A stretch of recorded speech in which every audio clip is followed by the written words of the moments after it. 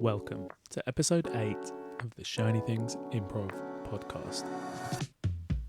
I'm your host, Aaron Balekchin, and this is a place where I get to pick the brains of all my favourite improvisers. Today's guest is Sam Roulston, improviser, stand-up and character comedian. Having trained and then later taught at Second City, Toronto, he returned to the UK a few years ago and has since starred in critically acclaimed shows like Winner and Sam and AJ. He recently also joined the artistic committee at the Free Association in London. I've always been inspired by the way Sam performs. He effortlessly commits to characters and finds fun in really unlikely places. So it was a real pleasure to dig into his approach to improv and comedy in general. Here's a taste of what's coming up. When you're performing to someone in the front row in their 70s with a MAGA hat on, like it's a very different vibe from for performing in a small room in London. A huge part of us being able to play these big weird characters or these scenes that are like a little bit cheeky is that we've earned the trust of the audience. For the whole show, I was in every single scene and I just mopped for the whole show. And that was so joyful. I'm fully aware that I'm a grown-ass man on this stage making an absolute fool of myself, but I think that's part of the job, and I think I embraced that long ago, where I am not here to be cool. I always teach people, like, be specific in your scenes, be specific, we've got a blank canvas, we can paint whatever we want onto it. And I think for a long time I didn't realise that I could be specific with my references in the queer world. I don't know how much I'm allowed to say, but... Sam Roulston, welcome to the show. Thank you so much for having me. What a treat. On this incredibly hot day. Oh, I'm so sweaty. Yeah. And I've had to close all of the windows and doors for sound, so we are absolutely sweltering. But worth it. We get to talk about improv. Nothing better. How long have you been improvising for? Great question. I think 13 years is the answer I'm going to give. Could be more. No, let's go with 13. I started doing improv during university. I kind of wanted to be a comedian / actor when I was a kid. And I remember once telling my mum that I wanted to be a comedian. And she was like, it's very, very different being funny in front of your friends than it is on stage, Sam. And basically my whole career has been to prove her wrong. But I kind of gave up on performing and I went to Canada. I moved to Canada when I was 19 and I did a degree there at the University of Toronto. And I got so deeply bored of my communications degree that I decided to take some professional writing, creative writing courses just to make my life more interesting. And everyone was writing these really like somber, sad, traumatic, trauma-dumping stories about like their 19, 20, 21-year-old trauma. And I would do the same assignments, but I would write them with a humorous tone. And I remember one of my course instructors was like, look, take a class at the Second City. So I did, and I meant to take a writing class, but I took an improv class by accident. And I loved it, and I continued to do that. And I trained at the Second City, Toronto, and I then did in my second level of improv at Second City, I auditioned to be in the training center's resident sketch team called the Naked Friday Players, and I got in, which is crazy because I was so new to it. So I was really like thrown into sketch comedy quickly as well, and then from there I just kind of like kept going. I wanted to be the best at that thing, and which I soon found out that's not a thing. But I did the conservatory at the Second City. I then worked at the Second City. I became a teacher and a director in the conservatory program. And I used to teach sketch and improv and kids and teen improv, which is bananas. And then, yeah, that became my job. And then I moved back to England 3 years ago and then started from scratch. What was that like moving over here and realising that all of the stuff you built over there, because I guess improv isn't quite the international family, so when you do move, you do kind of have to start from scratch, don't you? Humbling. I would say. Just, I think when I moved back, I didn't know anyone. I had no friends that I'd like stayed in touch with from school, and none of them lived in London anyway. I had no comedy connection, so I really truly started from zero, and I just managed to like do some classes, get seen by people, audition for things, get into shows, and slowly build my way back up to where I was. If not, I would say I'm further in my improv career now than where I was when I left Canada. But yeah, very hard work. And I think it's been quite interesting moving to a different country where improv is smaller, maybe mighty, but smaller, and maybe not ingrained in the culture as much. Where in like Chicago, you can be like, I'm an improviser, and people are like, yep, cool, got it. In Toronto, a little less ingrained, I would say. People get it, but they don't really. And then in the UK, I think people don't know what it is, except for whose line is it anyway?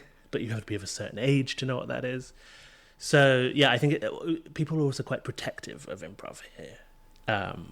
So I think it was quite a challenge to be like, trust me, give me a shot, please. But here we are. You do stand-up as well. Is that something you started when you came here, or were you doing that in Toronto as well? I'd done a little bit in Toronto, but I definitely didn't see myself as a stand-up. And then I moved here, and I realised that, one, stand-up is a necessity to some people, me, for what I want to do with my life. But I also think I realized I'd been doing it basically for a long time anyway by hosting shows, at least emceeing. I'd been doing a lot of by hosting sketch and improv shows and variety shows in Toronto. So I partly did it as a necessity, but also it's been really helpful. So I've made amazing connections through stand-up who have then afforded me opportunities in improv and sketch, and vice versa. So, and also I think it's skill sets that do complement each other. Although the vibe is very different, the end product is very different, the communities are very different, I would say they are all feathers in a cap that can help each other. That is really interesting, because I think in the improv community sometimes it feels like stand-up is a very different thing, and those skill sets don't mix. But from my 3-gig stand-up career, I do see how it does help having one or the other when you come to the other side. You spent some time on a cruise ship doing improv. I did, yeah. I was on the MSC Seaside in the Caribbean for what was supposed to be a 4-month contract, doing basically short form shows, 3 days a week, 5 shows a week. So 2 C days, and they were a family show and then an evening late night show. Same thing on another C day and then another evening show. It was bananas. It was a 900 seat audience, and we would sell out, or we would fill the. You're not selling tickets. They're there. They have to be on the ship. But we would fill out that 900 seat audience every night, without fail, and it was crazy. You were performing with a little Britney head mic on. It was just 4 of us in the cast, and we would host the scenes, play the scenes, loads of audience interaction. Eventually, as the contract went on, we got a little loosey-goosey. We threw some long form in there just to keep it interesting for us, I guess. But yeah, very interesting, very hard work. Improvising for a completely different audience than that maybe you're used to, because it's a very international audience. It's also a very, dare I say, conservative audience, a very wide range of ages. So when you're performing to someone in the front row in their 70s with a MAGA hat on, like, it's a very different vibe from for performing in a small room in London to lefty improv fans who know what it is. And how do you change your performance style in that context? It's really challenging, because you want to change. You want to perform. You want to become Republican. No, you want to become you want people to like you, right? I think a huge part of being an amazing improviser is getting the audience endeared to you fast. And I think if they like you, they trust you, they're going to laugh at your jokes, they're going to go on the journey with you quicker than sitting there with their arms crossed being like, who is this guy? You're making things up? Whatever. So I think there's a deep urge to maybe please like me, and want people to like you as a person, but also enjoy your content. So I think you have to kind of resist that urge to play down, play dumber, play not your voice, your point of view in the world. So it was quite challenging, actually, and even for like a safety reason, because you are on a boat with these people for a week at a time. You can't really escape them. I have to eat in the same buffet as you. Like, you can't say anything on stage that is going to offend or potentially put you at risk. So in our contract, you weren't allowed to talk about politics to a certain level. I remember in a rehearsal once, our director told us to avoid the name Donald as a name for a character in a scene, which is fair, because then it gets a titter from the audience, and then they're going to expect Trump jokes. So a very strange climate, a very weird place to be. And then I was supposed to be on there for 4 months, and then COVID happened and we got sent home, which was very traumatic, very scary, because you're doing this amazing job that you're doing improv as a full-time job in the Caribbean and getting paid quite a lot of money to do it. You're not paying for rent, you're not paying for food. I would argue you do pay for food because the buffet food is boring, but you're doing this amazing job, and then all of a sudden COVID hits and you're like sent back to snowy Canada where it's freezing cold, and I had to move in with my parents because like no one could afford to live in their like apartments because everyone had fled, and so everyone kind of like moved home. It was a very strange time to like go from this dream environment and then snap you're in your parents' spare bedroom. Yeah. Wow. Would you ever look to do it again? A cruise ship job? I would do a cruise ship if it was the perfect timing. So I had nothing else going on. That nothing huge that I would be missing out on. The perfect cast, because that is everything. If you have, I was so lucky. The four of us got on so well. We were such good friends. My cabin mate was my best friend Ryan. He's an amazing guy. He's so funny, but also like so chill, and that was like a perfect environment to live in. But I know that there were other casts in the past who had conflicts, and that was just a nightmare to live for 4 months with those people in such close proximity. So perfect cast, perfect timing, perfect time of year, and exactly the same rights and benefits that I had. I don't want to be doing any safety drills. I don't want to know how to guide people to lifeboats, and I don't really want to do anything else. I want to do 5 shows a week. I want to get paid money, and then I want to do free excursions. I want to be sent to horse ride in Jamaica. I want to do some shipwreck diving for free. Wow. What a brat. That sounds like, yeah, maybe I would go back. What do you think that did for your improv? Oh, great question. I think it made me aware that like improv is very universal and marketable. These shows were enjoyed by 900 people from all walks of life, 5 shows a week. So I think dreaming bigger for improv. I never want to settle on like, oh, there were 25 people in the audience tonight. That's great. Like I want to make money doing improv. I want to sell out huge theaters. I want it to be a viable art form where people respect it, because they don't. Sometimes they don't. And I think it is a viable career option potentially. And also I think it's taught me to, again, like I said, endear yourself to an audience very fast and get them on your side, and then the rest of the show kind of takes care of itself. Kinda. And now you are a member of the artistic committee at the Free Association in London. How's that been? It's been really cool, actually. It's been really fun. I love spreadsheets. I love kind of people pitching ideas and people pitching shows. It's been really fun to see. It's been cool to be able to like watch way more improv because now it's part of my job.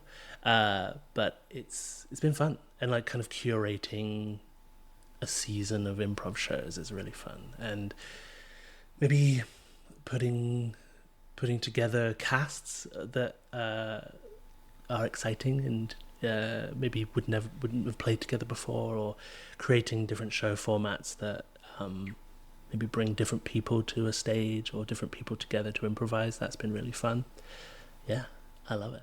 Where do you see the direction going with the sort of FA programming going forward and the new venue? And I don't know how much I'm allowed to say, but at time of recording, we obviously it's public news that we have a venue in Southwark. It's very exciting.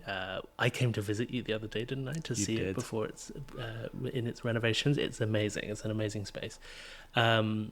I'm very excited for the potential it holds. So beyond improv even. So non-traditional comedy formats, whether that's clown, I would argue sketch comedy, alternative comedy, character comedy, anything goes basically. And I think we're excited to open that door to go beyond traditional improv, which is what we have always hosted, to then programming a wide variety of comedy that is in a professional theatre space that is accessible to so many people.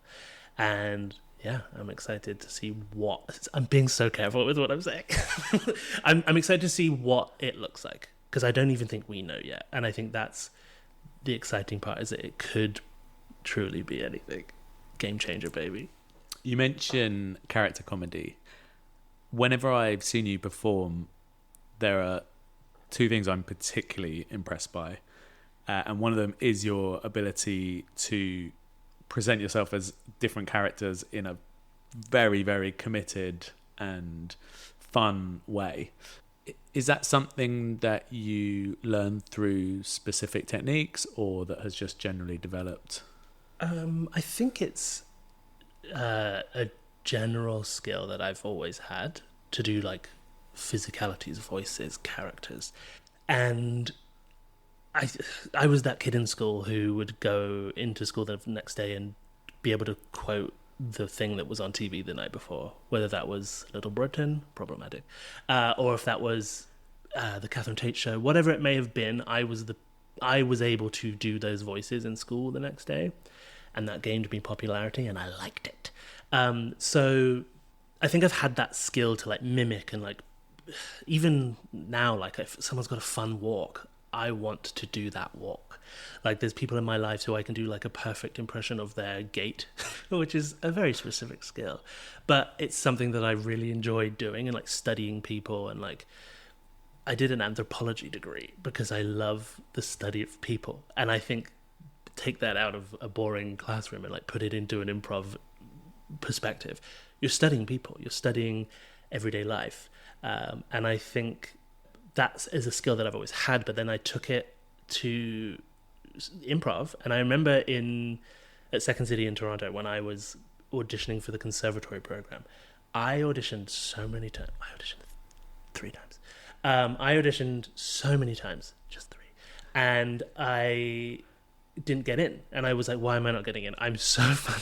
And I was like doing jokes, and I was doing bits, and I was doing like wacky characters, and they were like, you're not playing the truth of the scene, you're not playing grounded, you've got characters but they're not saying anything. And then I really took that on board, and I realized that a wig does not a character make, a funny voice does not a character make. So what's inside the character? Like, what is the truth of this character? What's their point of view? What's their worldview? What is their opinion on this thing? And then that is where we work out from.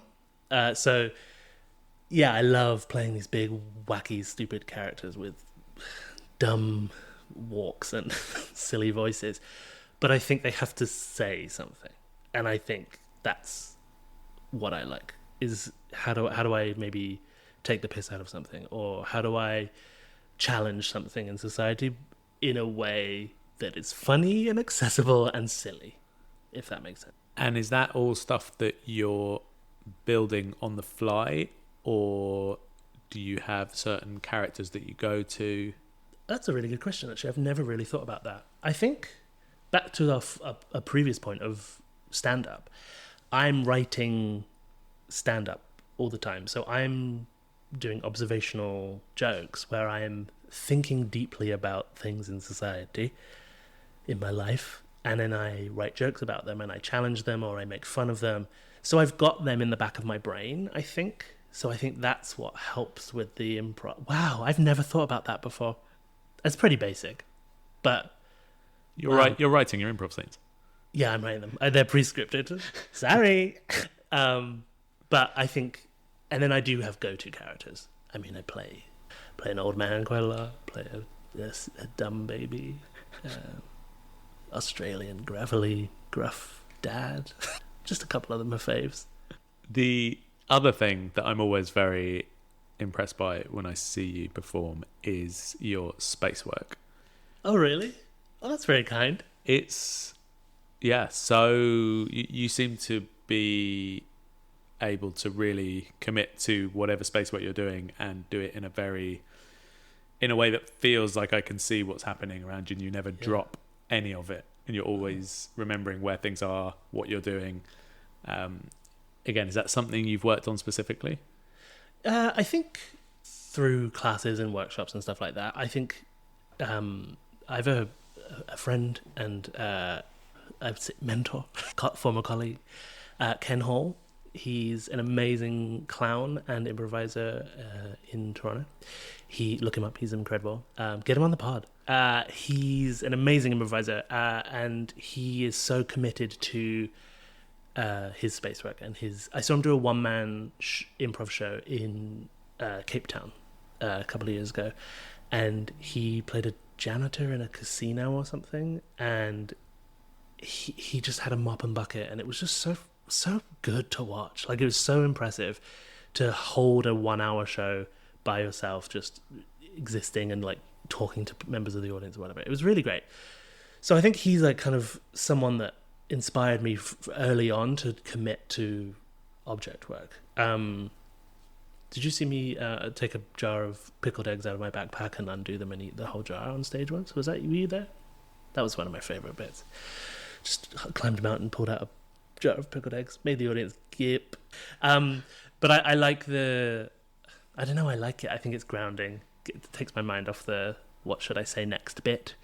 It's not what should I say, it's what would I say.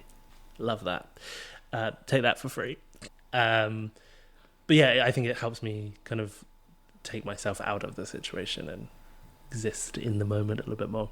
Also, it's fun to like, even if it's for the one person in the room watching it, if all the action is happening on one side of the stage and I'm just like making a martini on the other side of the stage, and that's for one person, that's fun. I like that.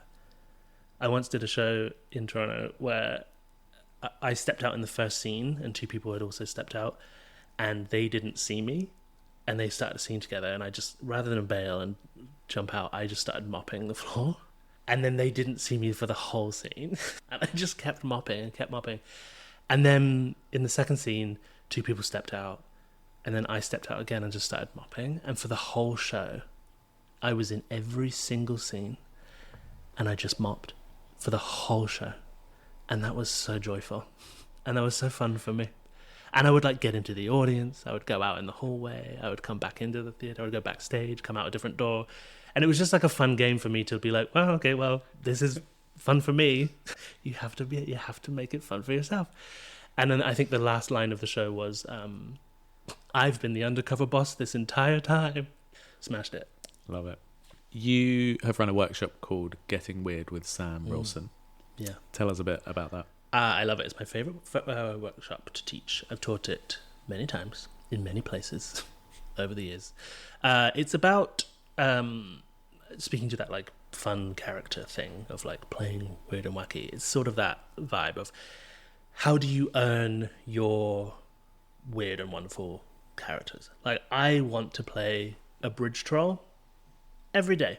I want to play a wizard. I want to play the weirdest character you can imagine, but I have to earn them. And I can't simply step out on stage and give that to an audience because they don't know me. They don't like me yet. They don't trust me yet. So the workshop is all about getting weird and playing these weird characters and challenging characters, but giving the audience what they want, helping them know. It's how to earn those characters, how to get the audience on side. Again, that idea of endearing yourself to an audience. Improv's a hard sell sometimes, especially if it's your first improv show and you don't know what it is. You're maybe going to see a student show and you think that's what improv is, or you're stumbled into a comedy night and you don't really know what it is. The best thing you can do at the beginning of a show is endear yourself to an audience. Talk to them as yourself. Host the show. Be like when I do improv with AJ, my comedy duo partner, Sam and AJ, we spend a good chunk of the beginning of the show just chatting to the audience, bigging each other up, doing bits with each other, like showing them that we're one, friends, that we trust each other and we like each other, and two, we're nice guys. Like we're chatty. We're not going to like pick on you. We're not going to make fun of you. We want to chat to you and get your suggestions. So a huge part of us being able to play these big weird characters or these scenes that are like a little bit cheeky is that we've earned the trust of the audience. So that's kind of what the workshop is how to get that trust, and then we develop like big, weird, wonderful characters that aren't just an accent or aren't just a silly voice or aren't just having a weird walk, you know? Yeah, that sounds really great. When are you running that next? Great question. I usually run it once a year, and I've already done it this year, but maybe I'll stick it up again. Maybe I'll do it again. If you want to do it, let me know. Slide into my DMs. Yeah, that sounds exactly. I'd love to do that because I think I often find if on my own in my flat, I'm very much like you describe. I love doing weird voices and weird characters, but I often I would love to see that. I often find it hard to bring that level of commitment in front of an audience, or it just to like fully have the belief in myself that I'm going to be able to maintain that level of commitment in a scene, because we've all been in those scenes. I certainly have, where you start with an accent and then it wavers and then you spend 50% of your brain power trying to remember what the original voice you were doing was and whether what you're doing right now matches it. And so I think that how do you build that confidence to come in and do what you can do on your own, but in front of an audience? I think to that point, improv, comedy, acting is deeply humiliating. It is embarrassing. Like, I'm an actor as well. I've been on sets where like I come in and there's people running around after you. There's like people like doing your makeup and your hair, and then you walk onto a set and there's like cameramen pointing equipment at you, and there's like people holding a boom over your head, and then you're there to say a silly little line, and you're there to go, this cereal tastes great. It's humiliating. It is a silly little job, and I think I'm so lucky to do it. And I think that is part of improv as well. Is it's so silly, it's so dumb. I'm fully aware that I'm a grown-ass man on this stage making an absolute fool of myself, but I think that's part of the job, and I think I embraced that long ago, where I am not here to be cool. I'm not here to be anyone's friend necessarily. Like, I'm not trying to get a date out of this show. Like, you are there to do a job, and your job is to entertain the people. And ego aside and coolness aside, I think you have to be willing to be a bit of a goof, and I think you have to. Messing up is also fun, right? It's a huge part of improv, and I think that like enjoy that moment or those moments when you do mess up, but taking it less seriously. It's a very serious job making people laugh. Did I make that up? I hope no one else has said that, because that's such a Good quote. Put that on my tombstone, okay? But yeah, I think taking it seriously, but also not taking it seriously. Taking it seriously in the right ways.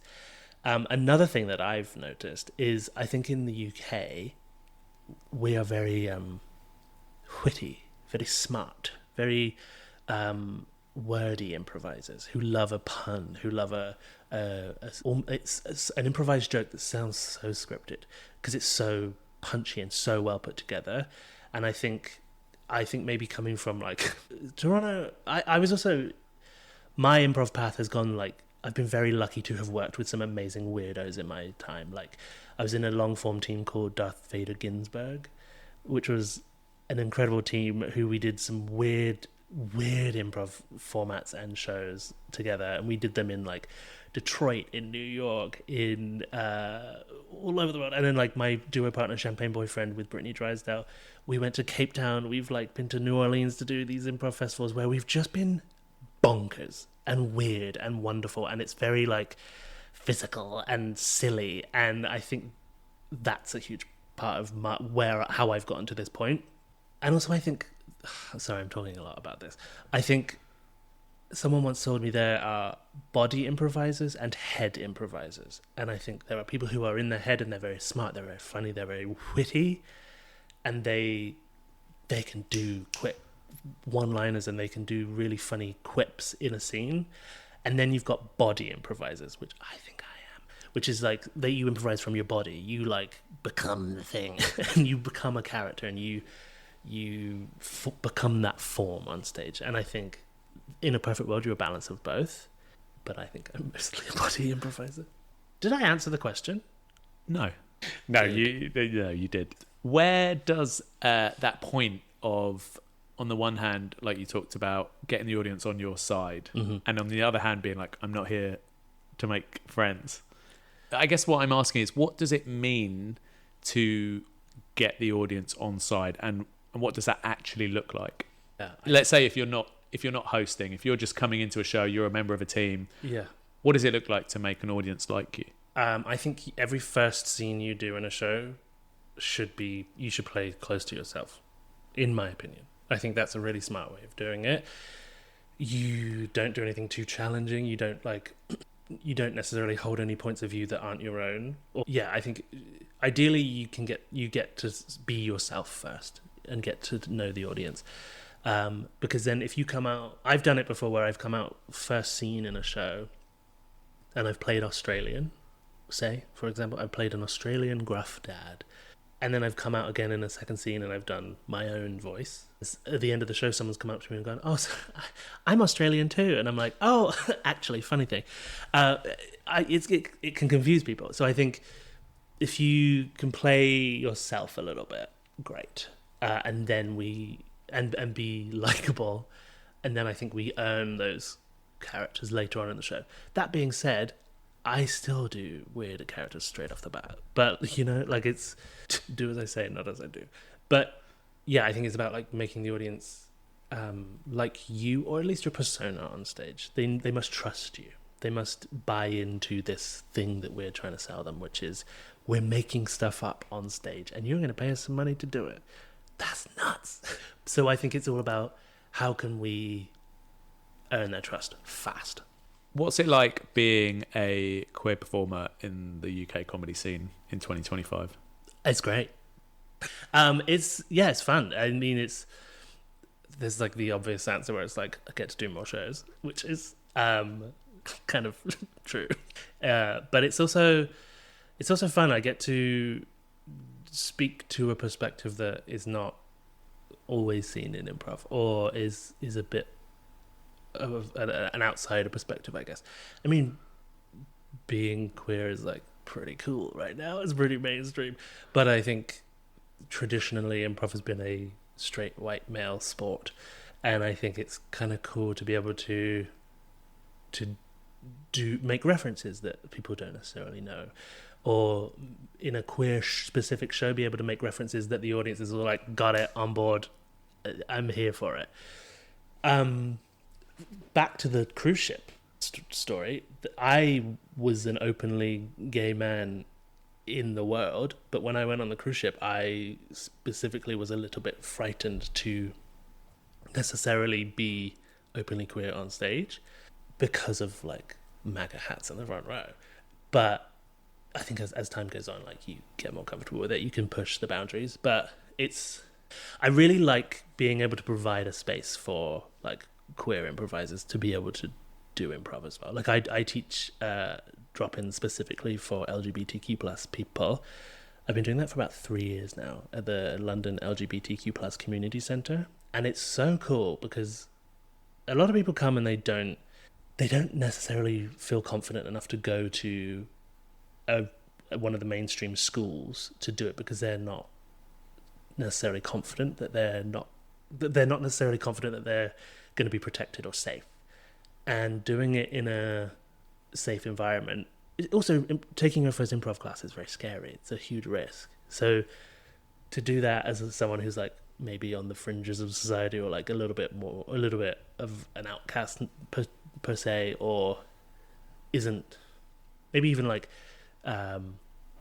is gender non-conforming, for example, to go into a classroom where you don't know anything about it, you don't know the curriculum, you don't know what improv is necessarily, you don't know who the teacher is, who the classmates are going to be.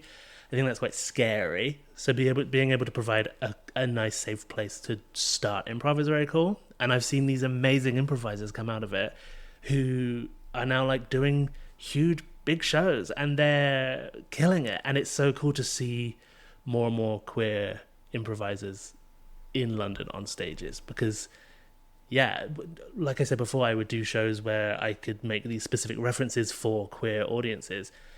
Now I feel sometimes if I'm feeling a little spicy, if I'm feeling a little brave, I'll do like a very specific gay reference on stage in a big show.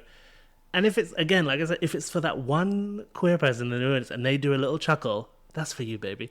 Like I love the specificity of improv. And I think over time I've learned that specificity to my voice, whatever my point of view is valuable. So I think I always teach people, like, be specific in your scenes, be specific. We've got a blank canvas. We can paint whatever we want onto it. Tell me what kind of soft drink you're drinking. Like, tell me the specific thing in the scene.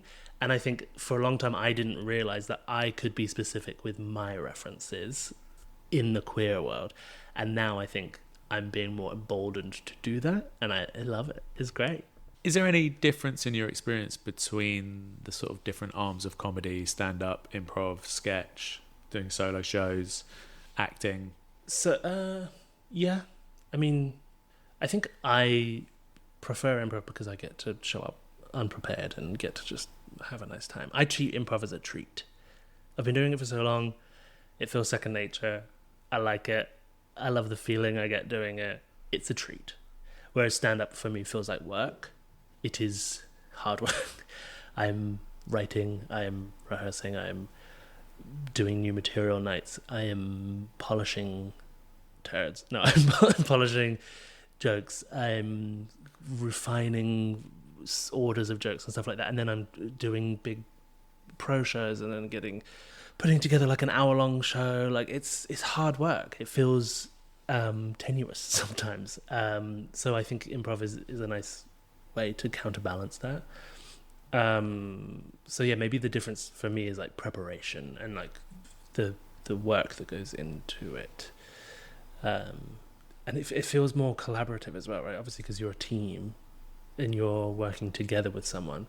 Whereas with stand-up and with character comedy, I've done a couple of solo character shows, and it's hard work because you're by yourself for an hour, just prattling about, putting on wigs, putting on waistcoats, and it can be exhausting and hard work and lonely. Not in like a I'm gonna cry about it way, but like you're by yourself. And I think that's the other nice thing about improv is that you get the team camaraderie, you get the so it's like half the work. You're sharing the load, right? Whereas for a stand-up solo sketch, you've got the whole weight of the show on your shoulders. Is there any difference in your experience as a queer performer between improv, stand-up, sketch, or any of the other things that you do? Yes and no. I mean, I think I've never done an improv show where I've gone, oop, I feel nervous that these people aren't going to like me, because I think improv attracts maybe a bit more of an open-minded or a bit more of a neat, artsy, lefty audience member, whereas stand-up, I've definitely gone into stand-up shows and I've scouted the audience before I've gone on and gone, well, I'm going to bomb, or I felt nervous going on stage because of the jokes I've prepared or written for that night. And then I see the audience, I'm like, well, let's give it our best shot.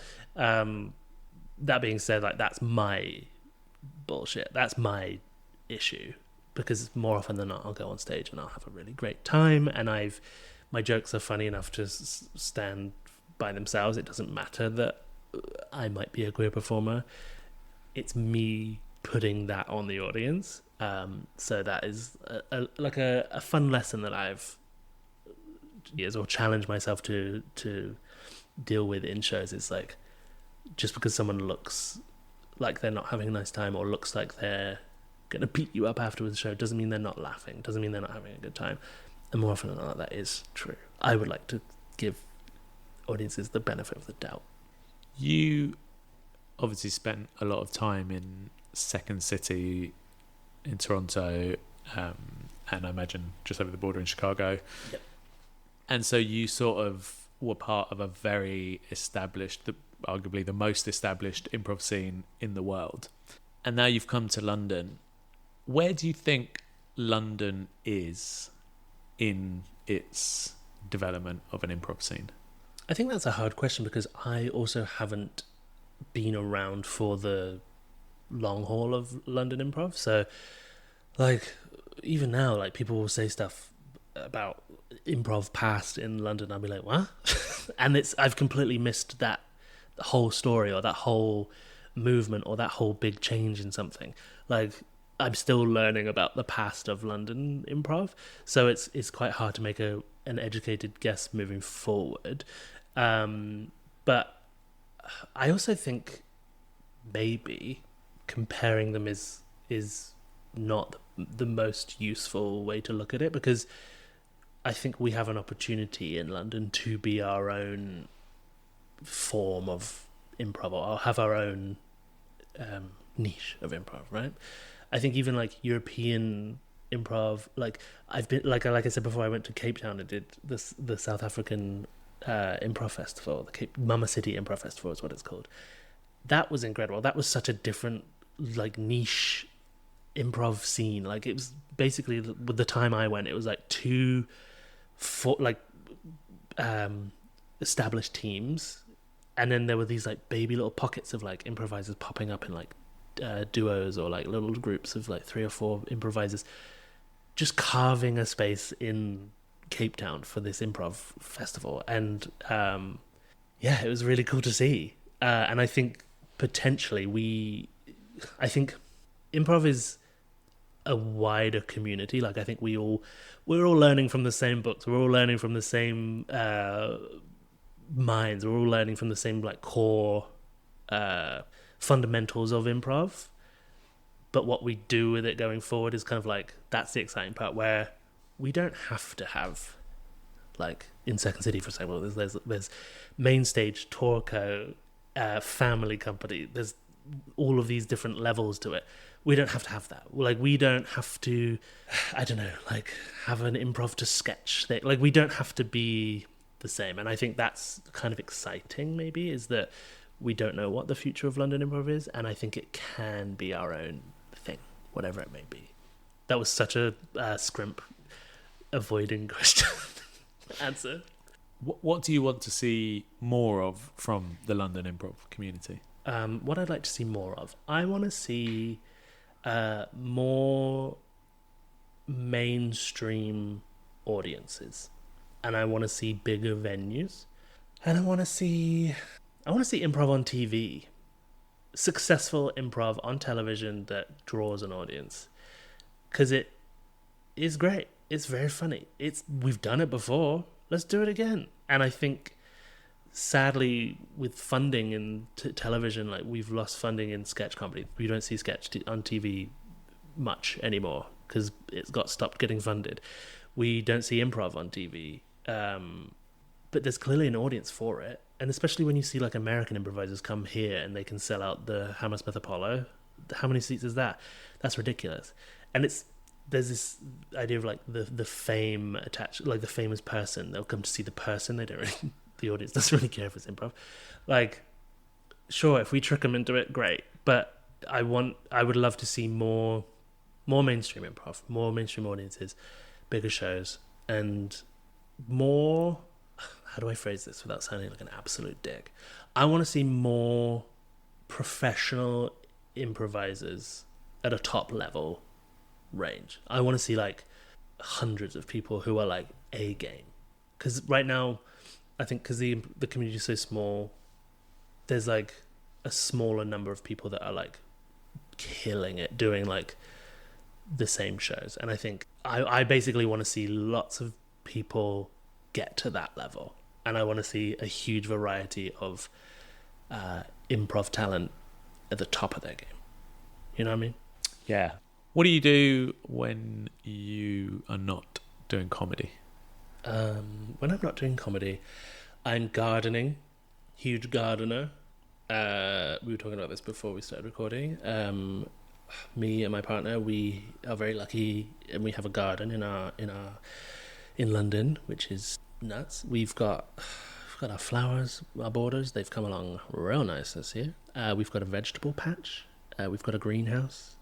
So really, that is a nice way to like come home, decompress, take off your shoes, put your feet on the grass, ground yourself.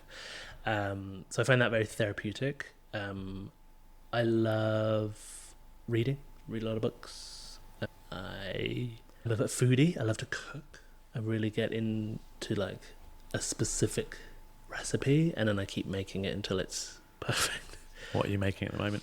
At the moment, I'm trying to refine like a jerk chicken recipe, because there's a jerk chicken place in Toronto called Jerk King, and I would often do a show at Comedy Bar in Toronto. Go to the Jerk King, pick up some jerk chicken, some rice and some oxtail gravy, go home, sit on my bed, watch Bob's Burgers. It was a great night. I cannot find that jerk chicken in London. That like type, the flavor combination, the way in which it is cooked. So I'm trying to recreate that basically. What else? Carnitas, like pork carnitas, like tacos. Oh, so good. I'm really like trying to. When we worked on the cruise ships, we would go to Mexico every 2 weeks, and I would have the best burritos, tacos I've ever had in my life. And I strive to make them that good. Mom and pop shop, a tiny little hole in the wall burrito restaurant. I want that. And I want to be able to make that in my kitchen in London. And that's it. Otherwise I live a very boring life. I don't believe you. So I'm just having a wee. Let me ask you, what advice would you give to improvisers in, say, their first 5 years of improvising? Great question. May I give myself some advice in my first 5 years of improvising? I don't know you. I don't want to be specific with anyone. So the advice I would give to myself specifically, and maybe to someone else in their first 5 years of improvising, is do the shows that are fun. Don't do the shows you think you should do, and don't make any choices that don't make any choices that you think are what an improv theatre or a hiring power or someone with hiring abilities you think they want. I spent so much time as an early improviser trying to be funny, trying to make people laugh, and trying to get jobs in or get cast in things. And I went about it the wrong way. I would go about it in completely the wrong way by doing things that I think that, like, for example, the Second City wanted. Like, for a long time, I put being on Second City main stage on a pedestal, and every decision I made in my life was to be on that main stage. And then I realized later on, I don't really want that job. And it's fine. I would also say don't make improv your whole thing. Have other... Aram, I'm not talking about you. Have other things going on in your life, because it's, one, we can often get lost in improv, and we have a beautiful community, and we have such amazing friends in improv, and we spend a lot of money on courses, and we keep wanting to get better, and that is a way to do it. And you can get better at improv. You do get better at improv by taking courses and taking workshops and everything. However, you have to live a life, and you have to have interests and hobbies outside of improv. And whether that is gardening or cooking or whatever it may be, you have to have experiences to draw from in improv to make yourself a good improviser. So I've often seen like baby like 19-year-olds, 18-year-olds audition for Second City Conservatory, for example, and they're brilliant. They're funny. They're hilarious. They're really good at their skills in improv are really good. However, they live at home in their parents' spare bedroom. They've just graduated from university, maybe. They've never had heartbreak. They've never been in a relationship. They've never traveled the world. They've never experienced a culture other than their own. They've never had a heartbreak. Like, whatever it may be, they don't have the life experience that I think makes an interesting improviser. And I think pulling from your own perspective in the world, pulling from your own experiences, makes you a richer improviser. So to the people in their first 5 years of doing improv, I would say get a hobby.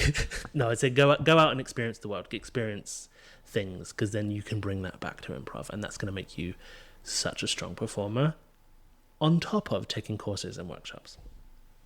What's your favourite thing about living in London? My favourite thing about living in London is the history, I think. Like the literal history of like history books, but like the architecture, the cultural history, everything. This is such an old city with so many like cool stories and so much going on, and it's taken a lot to get us where we are today as a city.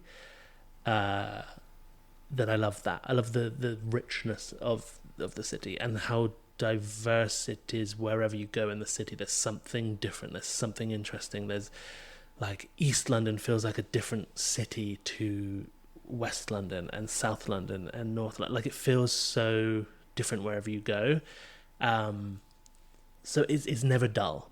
I once said to myself, if I walk across London Bridge and I see like Tower Bridge and the Tower of London and the Shard, and I don't feel excited and I don't feel like lucky to live here, I gotta get out. I'm so close to the mic. I was so invested in it. I think that's the thing for me, is if I don't love it, you gotta stop it. Same with improv. If you don't love improv, why are you doing it? And on that note, Sam Roulston. What a way to end it. Thank you for having me. Thanks so much for being here. My pleasure. Thanks for listening to the Shiny Things podcast. Don't forget to head over to shinythingscomedy.com for loads more improv related posts, where you can sign up to our newsletter so you get all of our new content straight to your inbox.